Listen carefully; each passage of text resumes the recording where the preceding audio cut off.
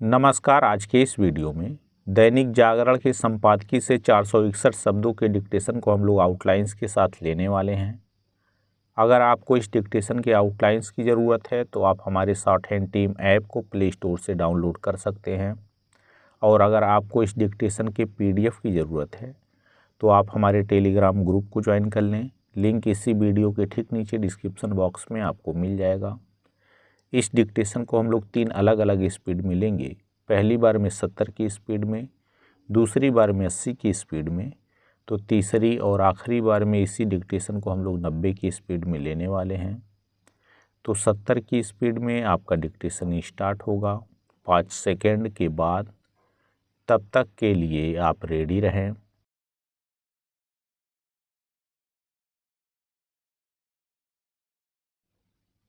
Start. Tata समूह की airline air India express की उड़ानें अचानक रद्द होने से विमान यात्रियों को जिस तरह समस्याओं का सामना करना पड़ा और हवाई यात्रा के किराए बढ़ने की आशंका बलवती हो गई, वह नई नहीं है। इसके पहले भी ऐसा हो चुका है और बड़ी संख्या में यात्री परेशान हो चुके हैं। यह ठीक है कि हड़ताली चालक दल के सदस्यों की बर्खास्तगी शुरू करने के बाद उन्होंने हड़ताल तो वापस ले ली, लेकिन यह नहीं कहा जा सकता कि समस्या का अस्थायी रूप से समाधान हो गया है। कर्मचारियों और प्रबंधन तंत्र में आगे जो वार्ता होनी है उसमें यदि बात नहीं बनी तो फिर से उड़ानों पर संकट खड़ा हो सकता है।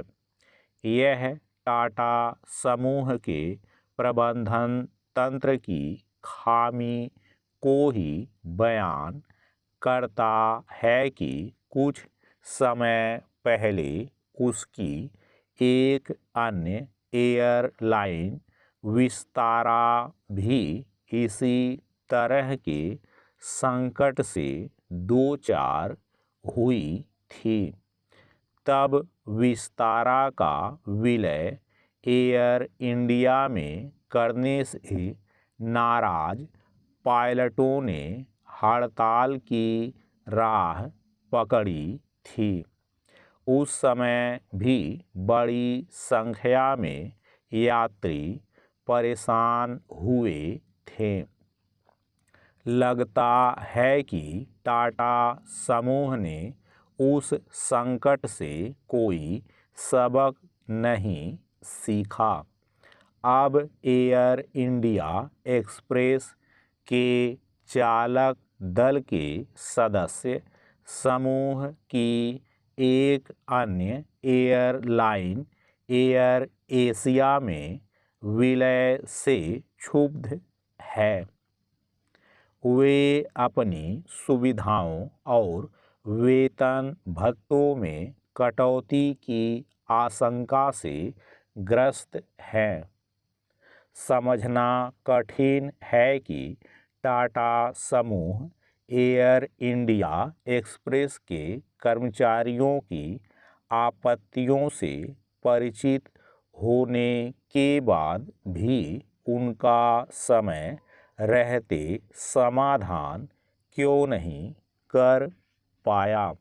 पैरा इसका कोई विशेष मतलब नहीं कि एयर इंडिया एक्सप्रेस की उड़ानें रद्द होने से यात्रियों को अन्य किसी दिन की वैकल्पिक उड़ानों की पेशकश की गई और किराया वापस करने का वादा किया गया।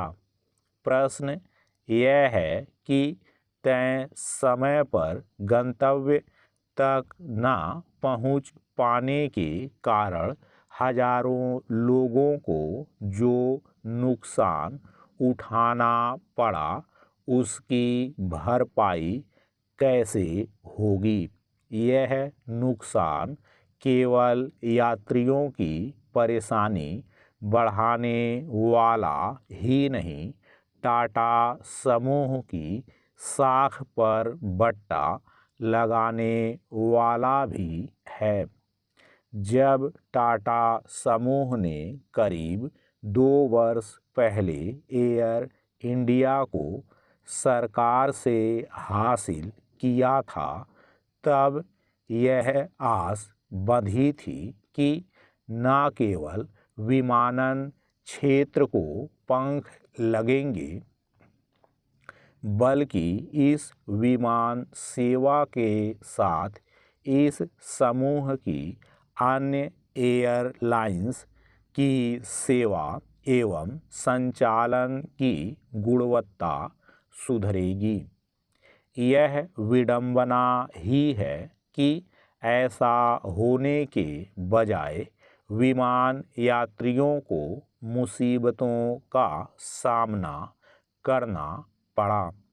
यह सही है कि विमानन महानिदेशालय ने एयर इंडिया एक्सप्रेस के प्रबंधन तंत्र से जवाब तलब किया, लेकिन आवश्यकता इसकी है कि वह उसके प्रबंधन की उन खामियों को दूर कराए जिनके कारण टाटा समूह की एयरलाइंस बार बार विमान यात्रियों को परेशानी में डाल रही है।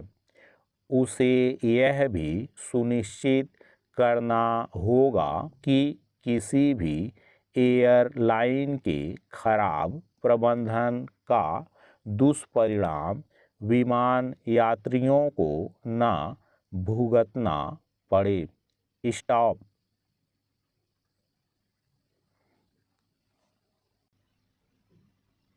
दोस्तों, इसी डिक्टेशन को दूसरी बार में हम लोग 80 की स्पीड में लेंगे और आपका समय स्टार्ट होगा 5 सेकेंड के बाद। तब तक के लिए आप रेडी रहें।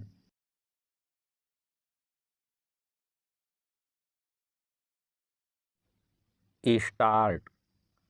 टाटा समूह की एयरलाइन एयर इंडिया एक्सप्रेस की उड़ानें अचानक रद्द होने से विमान यात्रियों को जिस तरह समस्याओं का सामना करना पड़ा और हवाई यात्रा के किराए बढ़ने की आशंका बलवती हो गई, वह नई नहीं है। इसके पहले भी ऐसा हो चुका है और बड़ी संख्या में यात्री परेशान हो चुके हैं। यह ठीक है कि हड़ताली चालक दल के सदस्यों की बर्खास्तगी शुरू करने के बाद उन्होंने हड़ताल तो वापस ले ली, लेकिन यह नहीं कहा जा सकता कि समस्या का अस्थायी रूप से समाधान हो गया है। कर्मचारियों और प्रबंधन तंत्र में आगे जो वार्ता होनी है, उसमें यदि बात नहीं बनी तो फिर से उड़ानों पर संकट खड़ा हो सकता है। यह टाटा समूह के प्रबंधन तंत्र की खामी को ही बयान करता है कि कुछ समय पहले उसकी एक अन्य एयरलाइन विस्तारा भी इसी तरह के संकट से दो चार हुई थी। तब विस्तारा का विलय एयर इंडिया में करने से नाराज पायलटों ने हड़ताल की राह पकड़ी थी। उस समय भी बड़ी संख्या में यात्री परेशान हुए थे। लगता है कि टाटा समूह ने उस संकट से कोई सबक नहीं सीखा। अब एयर इंडिया एक्सप्रेस के चालक दल के सदस्य समूह की एक अन्य एयरलाइन एयर एशिया में विलय से क्षुब्ध है। वे अपनी सुविधाओं और वेतन भत्तों में कटौती की आशंका से ग्रस्त हैं। समझना कठिन है कि टाटा समूह एयर इंडिया एक्सप्रेस के कर्मचारियों की आपत्तियों से परिचित होने के बाद भी उनका समय रहते समाधान क्यों नहीं कर पाया। पैरा इसका कोई विशेष मतलब नहीं कि एयर इंडिया एक्सप्रेस की उड़ानें रद्द होने से यात्रियों को अन्य किसी दिन की वैकल्पिक उड़ानों की पेशकश की गई और किराया वापस करने का वादा किया गया। प्रश्न यह है कि तय समय पर गंतव्य तक न पहुंच पाने के कारण हजारों लोगों को जो नुकसान उठाना पड़ा उसकी भरपाई कैसे होगी। यह नुकसान केवल यात्रियों की परेशानी बढ़ाने वाला ही नहीं, टाटा समूह की साख पर बट्टा लगाने वाला भी है। जब टाटा समूह ने करीब 2 वर्ष पहले एयर इंडिया को सरकार से हासिल किया था, तब यह आस बंधी थी कि न केवल विमानन क्षेत्र को पंख लगेंगे, बल्कि इस विमान सेवा के साथ इस समूह की अन्य एयरलाइंस की सेवा एवं संचालन की गुणवत्ता सुधरेगी। यह विडंबना ही है कि ऐसा होने के बजाय विमान यात्रियों को मुसीबतों का सामना करना पड़ा।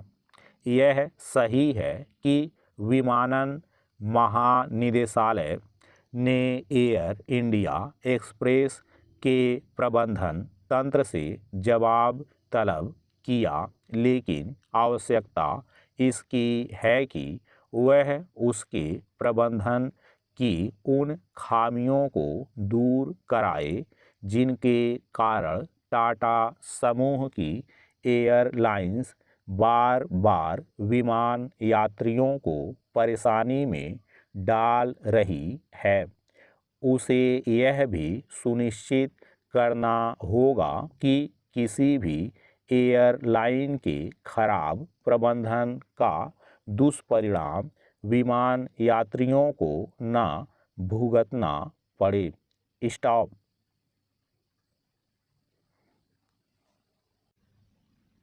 दोस्तों, इसी डिक्टेशन को तीसरी और आखिरी बार में हम लोग 90 की स्पीड में लेंगे और आपका समय स्टार्ट होगा 5 सेकेंड के बाद। तब तक के लिए आप रेडी रहें।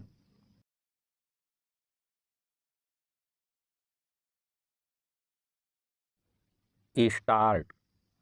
टाटा समूह की एयरलाइन एयर इंडिया एक्सप्रेस की उड़ानें अचानक रद्द होने से विमान यात्रियों को जिस तरह समस्याओं का सामना करना पड़ा और हवाई यात्रा के किराए बढ़ने की आशंका बलवती हो गई, वह नई नहीं है। इसके पहले भी ऐसा हो चुका है और बड़ी संख्या में यात्री परेशान हो चुके हैं। यह ठीक है कि हड़ताली चालक दल के सदस्यों की बर्खास्तगी शुरू करने के बाद उन्होंने हड़ताल तो वापस ले ली, लेकिन यह नहीं कहा जा सकता कि समस्या का अस्थायी रूप से समाधान हो गया है। कर्मचारियों और प्रबंधन तंत्र में आगे जो वार्ता होनी है उसमें यदि बात नहीं बनी तो फिर से उड़ानों पर संकट खड़ा हो सकता है। यह टाटा समूह के प्रबंधन तंत्र की खामी को ही बयान करता है कि कुछ समय पहले उसकी एक अन्य एयरलाइन विस्तारा भी इसी तरह के संकट से दो चार हुई थी। तब विस्तारा का विलय एयर इंडिया में करने से नाराज पायलटों ने हड़ताल की राह पकड़ी थी। उस समय भी बड़ी संख्या में यात्री परेशान हुए थे। लगता है कि टाटा समूह ने उस संकट से कोई सबक नहीं सीखा। अब एयर इंडिया एक्सप्रेस के चालक दल के सदस्य समूह की एक अन्य एयरलाइन एयर एशिया में विलय से क्षुब्ध है। वे अपनी सुविधाओं और वेतन भत्तों में कटौती की आशंका से ग्रस्त हैं। समझना कठिन है कि टाटा समूह एयर इंडिया एक्सप्रेस के कर्मचारियों की आपत्तियों से परिचित होने के बाद भी उनका समय रहते समाधान क्यों नहीं कर पाया। पैरा इसका कोई विशेष मतलब नहीं कि एयर इंडिया एक्सप्रेस की उड़ानें रद्द होने से यात्रियों को अन्य किसी दिन की वैकल्पिक उड़ानों की पेशकश की गई और किराया वापस करने का वादा किया गया। प्रश्न यह है कि तय समय पर गंतव्य तक न पहुंच पाने के कारण हजारों लोगों को जो नुकसान उठाना पड़ा उसकी भरपाई कैसे होगी। यह नुकसान केवल यात्रियों की परेशानी बढ़ाने वाला ही नहीं, टाटा समूह की साख पर बट्टा लगाने वाला भी है। जब टाटा समूह ने करीब 2 वर्ष पहले एयर इंडिया को सरकार से हासिल किया था, तब यह आस बंधी थी कि न केवल विमानन क्षेत्र को पंख लगेंगे, बल्कि इस विमान सेवा के साथ इस समूह की अन्य एयरलाइंस की सेवा एवं संचालन की गुणवत्ता सुधरेगी। यह विडंबना ही है कि ऐसा होने के बजाय विमान यात्रियों को मुसीबतों का सामना करना पड़ा। यह सही है कि विमानन महानिदेशालय ने एयर इंडिया एक्सप्रेस के प्रबंधन तंत्र से जवाब तलब किया, लेकिन आवश्यकता इसकी है कि वह उसके प्रबंधन की उन खामियों को दूर कराए जिनके कारण टाटा समूह की एयरलाइंस बार बार विमान यात्रियों को परेशानी में डाल रही है। उसे यह भी सुनिश्चित करना होगा कि किसी भी एयरलाइन के खराब प्रबंधन का दुष्परिणाम विमान यात्रियों को न भुगतना पड़े। स्टॉप।